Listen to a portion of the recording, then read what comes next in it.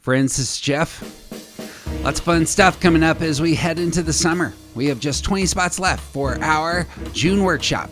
60 of us are gathering in Colorado on June 27th and 28th, and we would love to have you. For our friends who can't make it, we will, at popular request, begin hosting our monthly online gatherings again sometime this summer. And as many of you know, our book will release at the end of June. All the links for all of this stuff are going to be at aroundthecircle.org. Sign up for a membership. You'll get all the updates. Friends, we're glad you're here, and may all good things be yours. I'm Jeff Cook. And I'm TJ Wilson. And this is Around the Circle. I'm walking slowly, I'm taking my time. All I could talking is starting to rhyme. I'm letting go of lonely, letting go of strife. I just can't get enough of this beautiful life. The Enneagram is a map of the human personality. It's a tool for navigating relationships. It creates language for what motivates us and helps us look at the way we look at everything else. Most importantly, the Enneagram's a mirror because sometimes you need help seeing yourself. My name is Jeff Cook. I am a longtime professor of philosophy in Greeley, Colorado. We are picking up our conversation with Hunter Mobley. Last time we set up the idea of the virtues and passions for each Enneagram type. We hit the 9s and sloth and right action. And this time we are picking up with the rest of the circle and starting with the 8s. Delightful. 8s. No, where am I at? Yeah, we're going around the 8s. circle. We could go backwards. You want to go backwards? Let's go backwards. I like that. Be a little unexpected. There you go. You know, 8's innocence. That's a hard word. It's tough. Here's what that really means at the core of the virtue for innocence that 8's are invited to lean into, is that 8's in a way lost their innocence earlier than the rest of us, and that doesn't mean they did bad things earlier than the rest of us did bad things. It means that earlier than the rest of us, they began to see life through a worldview of believing that not everybody means for your good, not everybody means to treat you well or to treat you with compassion, that you better be tough and strong and a little bit boundaried and protective. And so 8's are actually invited through the virtue to sort of let go of some of all the controlling, boundary-oriented self-protection and hook back into the innocent, fresh feelings of a child. And that's the gold for 8's. You know, lust, which is their passion, is all about this kind of passion and intensity and protective layering and making sure that something's intense. And really, it's all about self-protection. And 8's, when they find their way toward letting go of some of the self-protection, actually opening themselves up to becoming wounded or hurt or vulnerable. That's the gold for 8's, letting boundaries down. You know, other numbers, we need to kind of talk to them about putting boundaries up. But 8's, it's about sort of letting some of that protective armor fall away and allowing yourself to be surprised, not to always think that you know how someone's going to show up. You know what someone means. You know what you need to do to protect yourself. Allow yourself to be curious. Allow yourself to be surprised. Posture yourself like a child again. I think that's very well said. Unfortunately, what's going through my mind and heart is I have a relationship that I really want to draw close to an 8 in my life, and this actually ends up, you're describing exactly the obstacle. And one that I am, I'm like, how can I actually communicate this to this person? So, and that may not be mine to do, as it were. But it's, I suppose, with most of the list of the passions, we can see others where others are struggling much more clearly often than we can see where we're struggling. But that's what hit me as you were talking about. Yeah. 7s.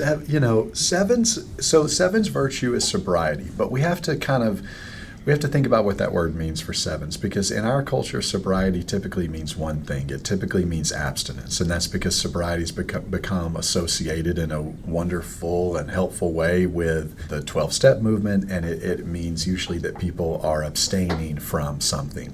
In terms of the Enneagram virtue of sobriety, I want people to think about two different words. I want people to think about the word moderation and the word satisfaction. The idea that everything in its measure is good for us. but everything outside of its measure can be harmful for us. Enneagram 7s are invited through sobriety to put things back in their measure, experience things in their measure, and to embrace satisfaction, that being satisfied with very little or being satisfied with things that may feel mundane or routine or ordinary or not extra special.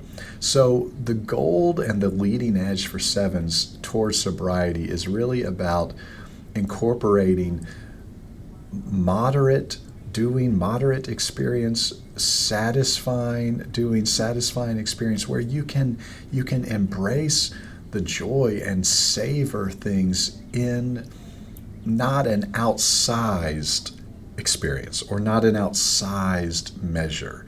And that's where 7s are really invited to incorporate the whole spectrum of feelings, the whole spectrum of experience back into their kind of appetite, not just things that are extra or special or outsized or new or very exciting or very big.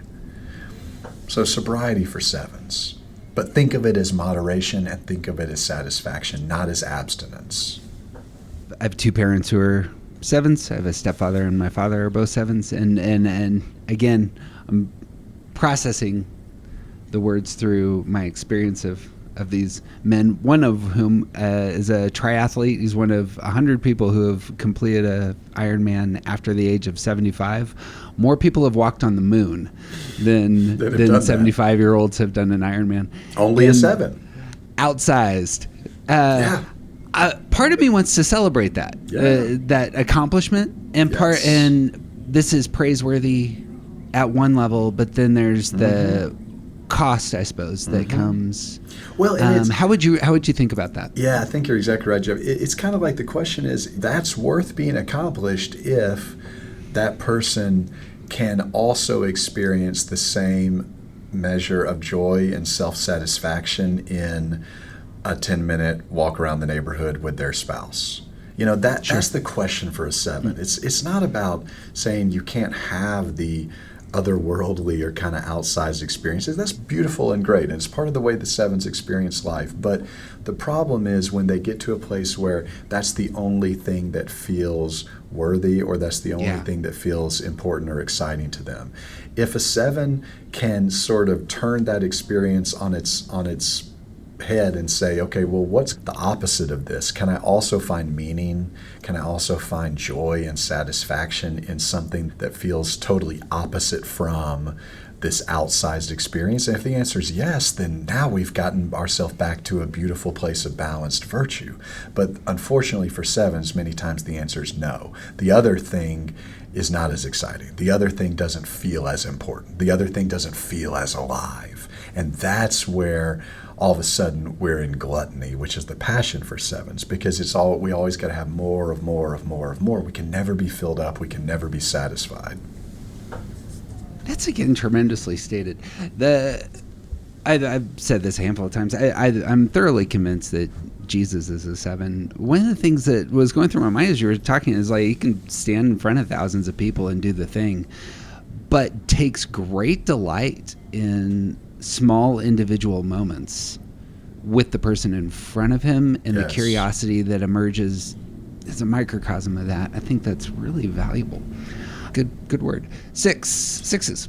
6s, the traditional word for their virtue is courage, and I like courage. I think it's got something to offer us. I also like a little bit better the word faith, just because courage seems like something we've got to muster and kind of work hard for, like take courage, be courageous.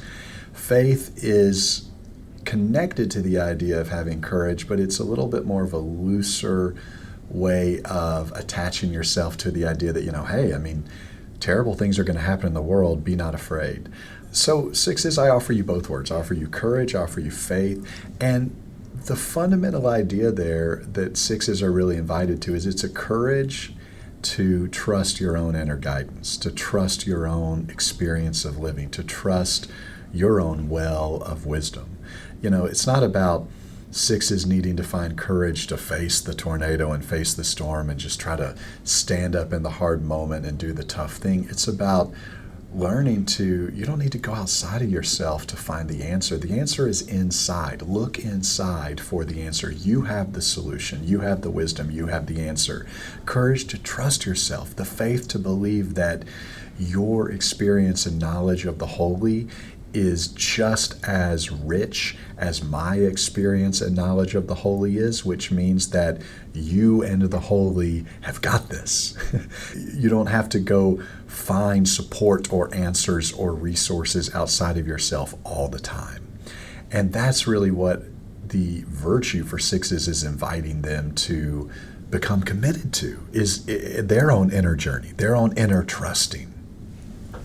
I would love to ask you about sixes and trusting both ways. The inner trusting, I think, is spot on. I'm curious if it's healthy or valuable for the six to give that same energy to their community, which it feels like there's such a push-pull, give and take. Like I'm all in on one day and I'm your biggest critic the next day. I don't know if you have any thoughts on that in terms of the outward trust. Well, I think the first thing that sixes have to learn to be a little bit more honest with themselves and with others about is most of the time that sixes are turning outside of themselves for answers or for confirmation, they've already got their answer, but they're looking for support and affirmation. Mm-hmm. And that's where sixes can actually sometimes be combative when they look for support or they look for answers, but it's not really an honest looking because they already kind of know what they've determined or what they've decided. They're just looking for people to come alongside and say amen to that. And sixes have to be honest with themselves about that. And that's why sixes, you find sometimes that push-pull dynamic of sometimes they're all in with what the rest of us are all in with. Sometimes they're a little bit suspicious or combative, and that's because at the core, sixes really do know what's right and true for them, but something inside of themselves doesn't let them just take action based on that. They've kind of got to go outside and see, hey, do you confirm that? Do you support that? What do you think? And when your confirmation or support or answer tracks with their inner guidance, then they're in. But when it doesn't, it feels like they're a little bit pushing against at that point. Mm-hmm. And so sixes, the wisdom there is knowing that if you're really honest with yourself, you had an answer already. You had a sense of what was right and true for you. And if you can take the inner journey and become committed, take the courage and have the faith to trust it, then you can agree or disagree with people, not in a combative way, because you weren't really you didn't need them to agree or disagree with you. Maybe you were asking what their opinion was or what their answer was, but it doesn't move the needle as much if you are committed to the inner journey of trusting your own inner guidance in the first place. Yeah. Again, very well said. Fives, the virtue is kind of a weird word. It's non-attachment. And the first thing you have to do, fives, is understand that this is a completely different thing than detachment. You are great, fives, at detaching. And really, detachment is actually kind of related more to the passion of greed, because fives are often detaching out of greed for their own time and energy and affection. So non-attachment, fives, for you is an invitation to abundance. It's an invitation to opening up and saying, you know what? Everything that I hold in my hands, I hold loosely, trusting that there is more where that came from. And if you need something from me that I have, I can offer it to you. And I can offer it to you freely because I trust that there's more where that came from. That's a non-attached way of living. And it can only really come from a shift in mindset from scarcity to abundance, fives. And so non-attachment is not about, it's not about not having. It's just about being non-attached to the things that you have. So fives may have lots of resources, lots of knowledge, lots of things, lots of time, but you don't have to, in your virtue, feel like you have to remain so attached to it that if something's challenged, if something is taken from you, if something's needed, if someone presents you with new information that challenges the thing that you previously were attached to. It means that you can let go freely, and learn something new.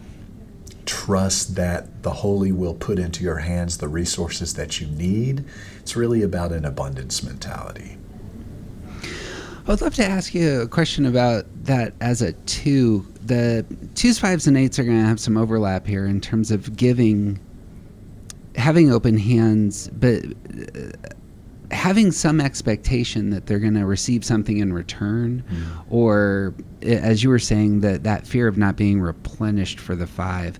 I imagine for 2s, it's going to be similar in nature, that you are giving, but there is a caveat in the gifts being given, at least unless you're really healthy. Yeah. Can you speak to that? No, there is. Yeah, I mean, the thing about 2s with that is you're exactly right. There's kind of a caveat in the giving. The problem, though, for 2s is we don't know it up front. We don't know it till we've overgiven, and then we feel empty and spent and used, and now we're angry and resentful.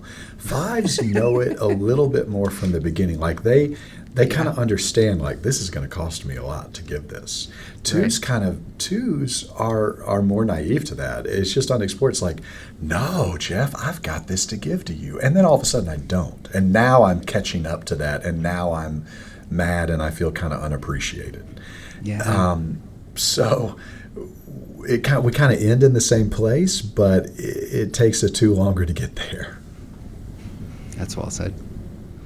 Is that something that you understand over time? It feels like a lot of the 2s in my life they learn that lesson in their early life, and then as they're more mature, quote unquote, they not as easy to get them to just give, as it were.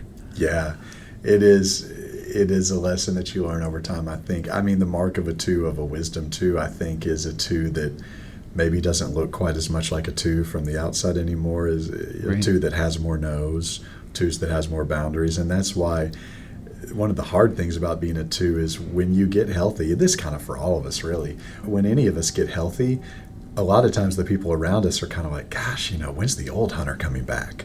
If we're not careful, the people around us will just pull us right back into passion and personality while we're actually trying to be on this journey of health and growth and virtue. It puts us in tension or in conflict many times with the people that we live with and do life the most closely with.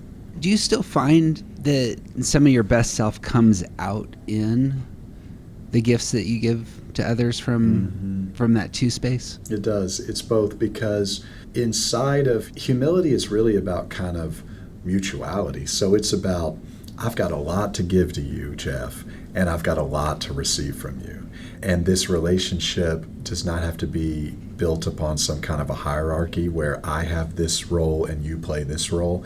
So that means that some moments I've got a lot to give, and the giving's beautiful and it's true. And it changes the course of your life, maybe.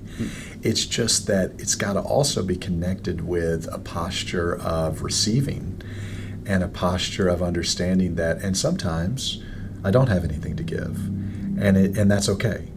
And it's time for me to be quiet. It's time for me to receive. It's time for me to accept help. It's time for me to accept advice and feedback.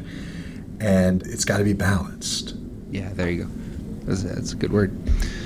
Bang, 4s. 4s are so special that they've got a special word. Their word is equanimity. We don't use that word really anymore, so we have to make some meaning of what we mean by that word. In an Enneagram context, we really mean 2 things by equanimity. Number 1, we mean that everything really exists in balance already. There is nothing outside of yourself that you need, that you do not have, that you need to go find, that is missing. There's sort of a balancing of all things that is equanimity. And the other thing that equanimity for us means for 4s is that everything is whole. Everything is whole already. And so there is a peace that comes with an understanding that you are whole, we are whole, you are balanced, all things belong, there is nothing missing. That's, it's the 180-degree opposite from the envy of fours, which envy in fours, of course, leads them to believe, there's something missing in me. There's something I got to go find. There's something that you have that I don't have. I wish that my life could be as easy as your life is. That's what envy is for fours. Equanimity just flips that upside down and says, I'm whole, you're whole, I'm balanced, you're balanced. The high highs belong, the low lows belong, the middle belongs. That's equanimity kind of invites fours to say, hey, sure, I'm really comfortable with this, both poles of the emotional spectrum, but am I comfortable with the middle? Am I comfortable with regulation? Am I comfortable with balance that doesn't feel particularly low or particularly high? That's equanimity for fours. That's where the gold is for fours. What does a equanimitous four look like in your experience when you've seen this embodied? It looks like a four that has all the capacity for all the great beauty and the great highs and the great artistry and the great interest, and all the capacity for all the melancholy lows and connection to pain and suffering in the world, and a four that can be just as content on just a normal Tuesday. Right. And not need to, as we sometimes describe, quote, take it to Hollywood. Find a way to turn Tuesday into a high or a low. That's what it looks like. A four that can just savor an ordinary moment, doesn't have to turn it up or turn it down to make it be special. So again, it doesn't mean that fours are not going to have all the beautiful, cool fourness of the high highs and the low lows. It's just can you also find meaning in the regulated middle? Can there be something for you there too? That's good.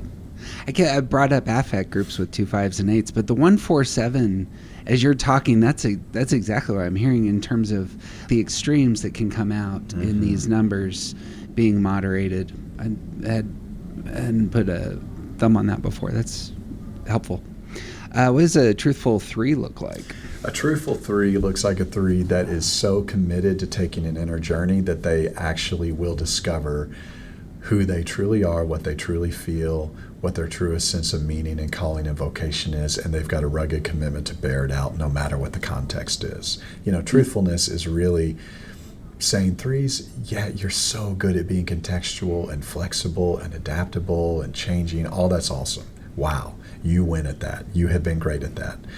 But now, can we go inside and discover what the fundamental building blocks of who you truly are, and can we bear those out in every season, no matter what the context is, or no matter whether that actually means that that's what wins in that context or that's not what wins in that context? So a truthful 3 looks like a 3 that starts to look like the same person across all relationships, across all contexts, across all moments, across all seasons. Mm-hmm. And that's when 3s, you have your greatest indication that you're on the virtuous journey, is when you discover that sometimes the way that you show up in the relationship or show up in the moment actually isn't really what works in the relationship or the moment, but you still show up that way. And you've left behind this gift that you have to figure out how you should show up and do that, whether that's really authentic or not.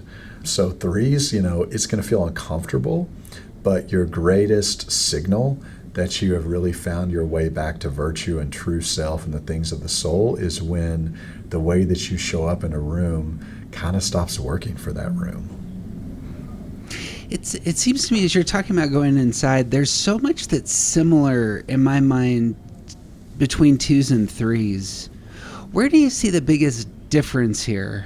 It's, honestly, your 2s and 3s are so similar in their personality in so many ways. I think the fundamental difference is that as a 2, at the end of the day, what I want people to say the most about me is, I love Hunter, I admire Hunter, I want to be in a relationship with Hunter, I'm so impressed by Hunter.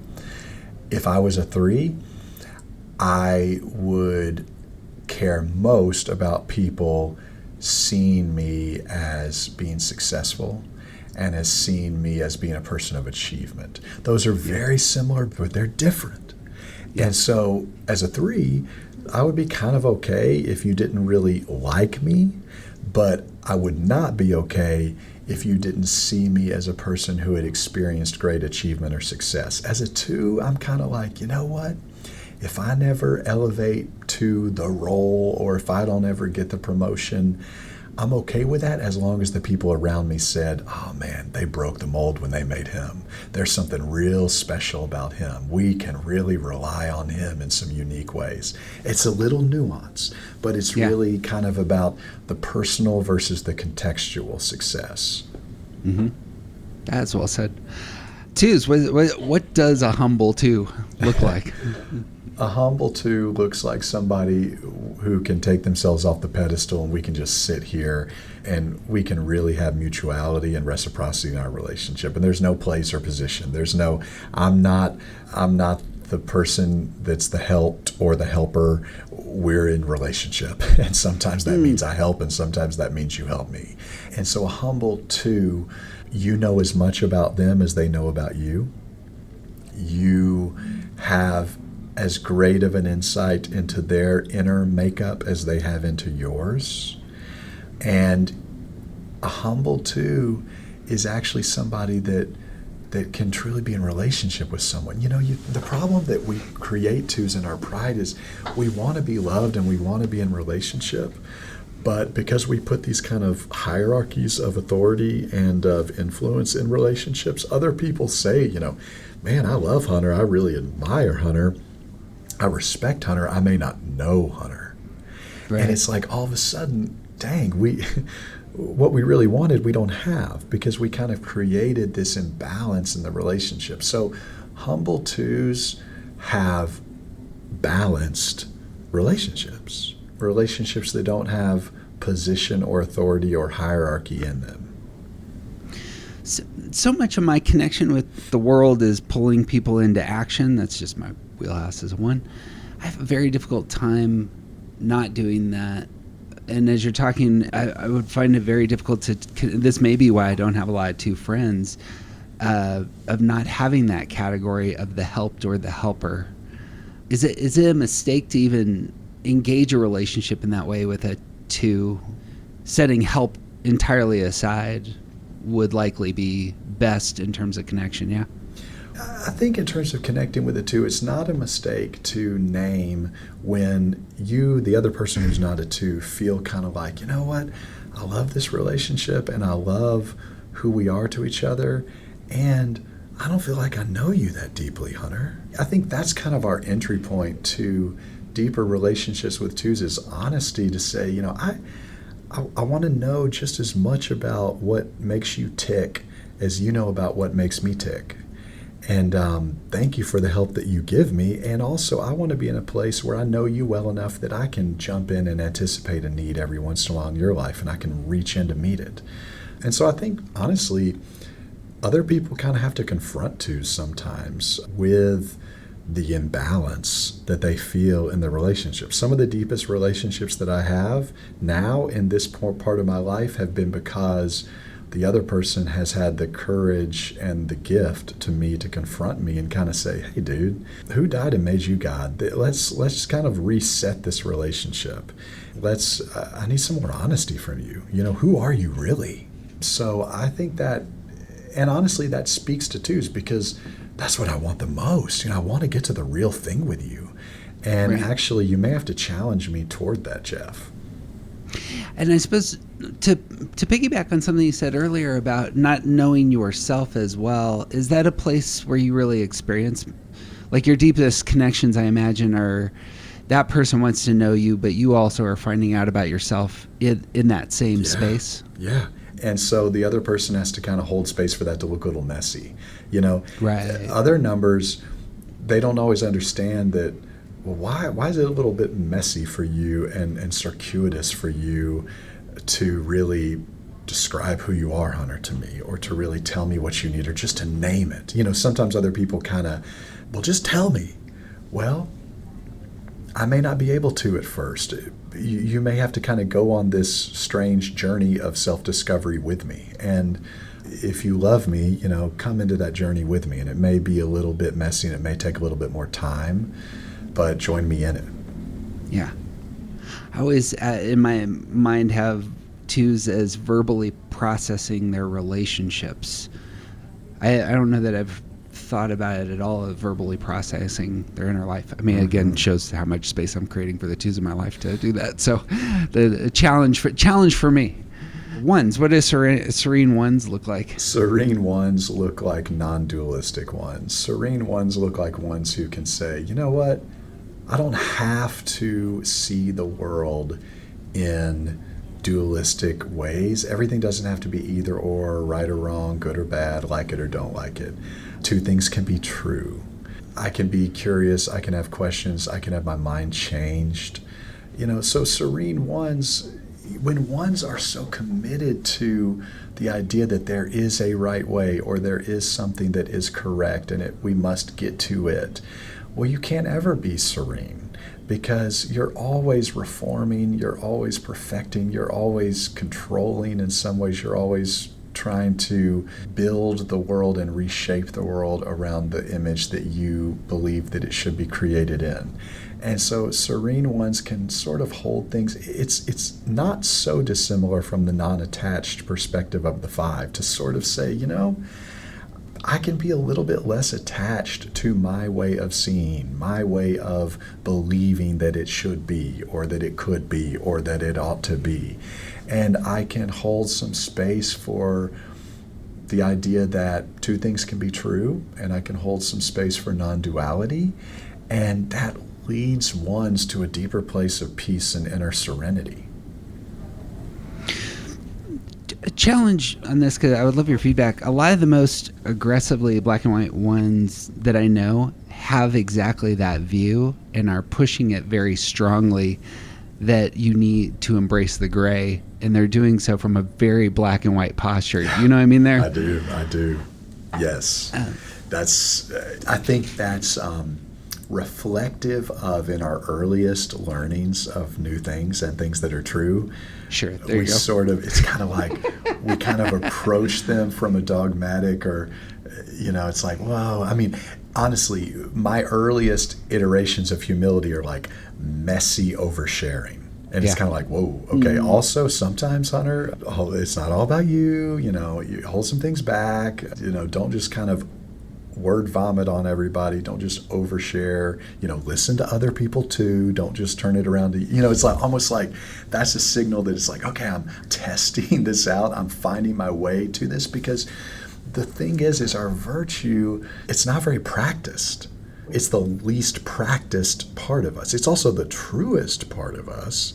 So when we get to it, there's something really beautiful and true about it. But we also have to kind of learn it, and it usually means that it's a little bit messy in the learning. So I think you're exactly right that I think sometimes ones, when they're learning it and they're finding their way toward maybe a less dualistic way of seeing, the first thing that they bring to it is almost kind of like a dualistic energy of like, now everybody get on the train, and everything's gray, nothing's black or white. And it's like we have to temper that. And we each do that. It's the same way as a 7. If a 7 were to say, okay, so now, I'm never going to run the marathon. I'm only going to, run the lap around the neighborhood. Well, that's, we don't have to be ascetics about it. Right. You can also have the high highs. It's just a question of bringing it all in balance. Asceticism can also become extreme. Yes. In fact, it is extreme. Yes. It's a category. I think that's very well said. And I do, by the way, I deeply appreciate the humor that you bring with that. And let's just laugh at ourselves here. Mm-hmm. I would love, just as a personal question, and we talked off Mike about this, we've had self-harm issues in my family. That feels like something that I need to address. That feels like something that I can't be serene about. Mm. That feels like there are some spaces in my life that it would be inappropriate for me to be serene about. And so how would you wrestle with that sort of contrast? I believe the deepest places of virtue for each one of us actually leads us to something of the passion is inside of the virtue. So let me explain what I mean by that. So the deepest iteration of humility for me as a 2 means that if I find my way toward deep humility, I also find my way toward knowing when it is mine to do to step in and say, Jeff, I love you, and here's my feedback for you, and here's what I think is right for you, and here's what I think you should do. Mm-hmm. And that's humility too. It's kind of like action for 9s is not doing things so that you can leave space for the things that need to be done and must be done, that are yours to be done or to be done by others. For what you're describing in your journey as a 1 is sometimes serenity is an attachment to non-dualism that goes so deep to know when something is worth fighting for, when something is worth pushing for, when something is worth remaining committed to and calling out. It's all of these virtues. There's something that almost we kind of find in the passion that we can bring to the virtue. And I know that sounds strange, but it's because they're really one discipline. They're one thing. It's one circle. And so, it's why 5s, in non-attachment, 5s aren't invited to just let go of everything. It's kind of like, let's be non-attached so that the 1 or 2 things that you really need to attach yourself to, you can focus on. Courage for 6s, sometimes 6s, of course you don't have the answer to every question. So if you can just learn to be committed to the inner guidance and wisdom to most of the questions that you already have, then you can go outside of yourself the 1 or 2 times you need to. I suppose that pings for me far stronger.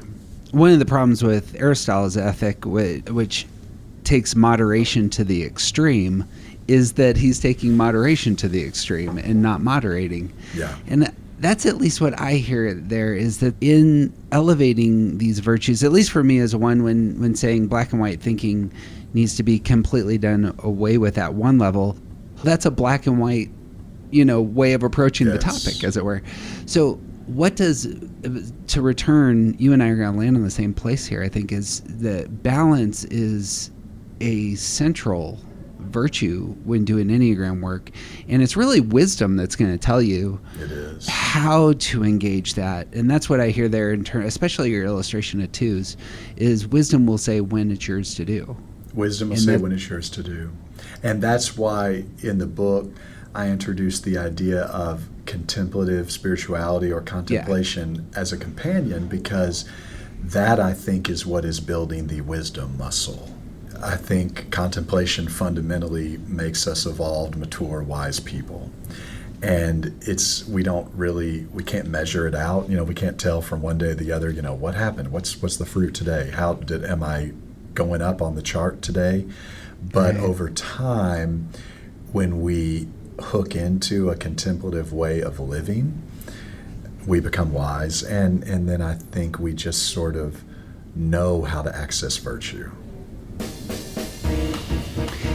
He's Hunter Mobley. His book, Letting Go, Finding You, Uncover Your Truest Self Through the Enneagram and Contemplation, is coming out May 2025.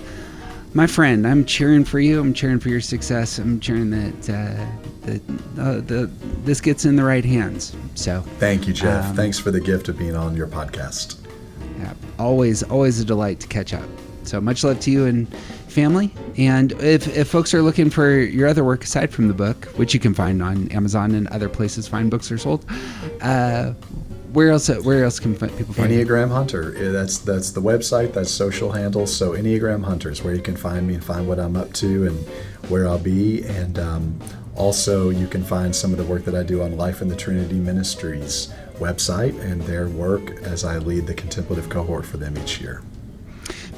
Those cohorts, if somebody wants to get involved, they go to that website. Absolutely. You all do there's like 40 people that there is. We take 40 people through a whole year together of doing this work of really diving into contemplative spiritual practice and Enneagram wisdom together. It's kind of a laboratory and a long, year-long retreat that we do together. So you can find information about that on LTM's website.